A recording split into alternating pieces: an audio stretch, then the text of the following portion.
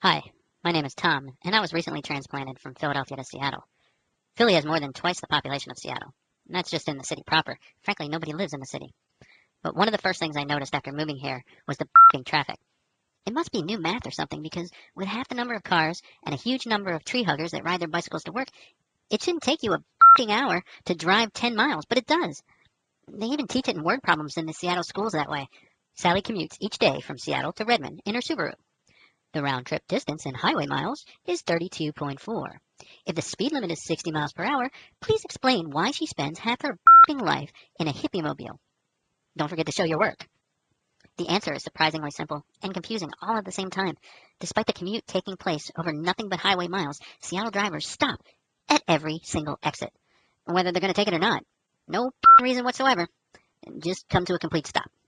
Now I'm cruising up I-405 at Mach .0523, which is only about 40 of the 60 miles per hour that's posted, when exit 5 comes into view. Bam! We stop. Now I'm thinking there's got to be a decapitation up ahead, pun intended, to account for this delay.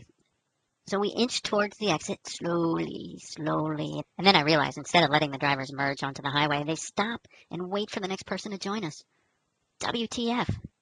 A traffic jam ensues because the person on the highway is insisting that the person on the ramp get in front of him. But the person on the ramp is insisting that the other person was there first and would promptly wait his turn. You go ahead. No, you. No, I insist. Would somebody please frickin' move? I drank 3 cups of coffee before this alleged 24-minute commute, and now they're coming due.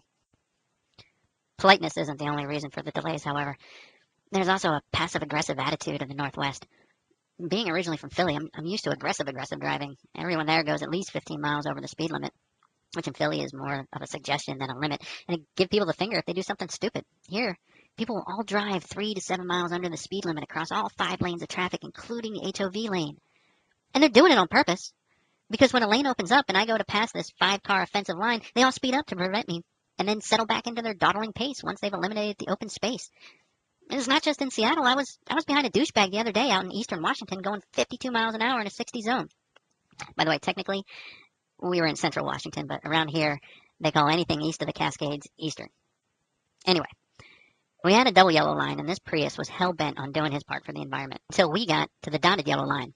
And I put on my blinker to go around him, and this fossil fuel hater punched his 121 horsepower mobile and got it going to 78 miles an hour.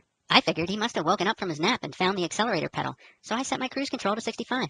But as we approach the next double yellow line, I damn near end up in this douchebag's hatchback as he knocks it back down to 52. We did this another 2 times until I showed him that my Mustang's gas-guzzling V8 could pass him like the newly legalized blunt he must have been smoking. But before I did, I pulled alongside him and showed him enough fingers to let him know I was from Philly.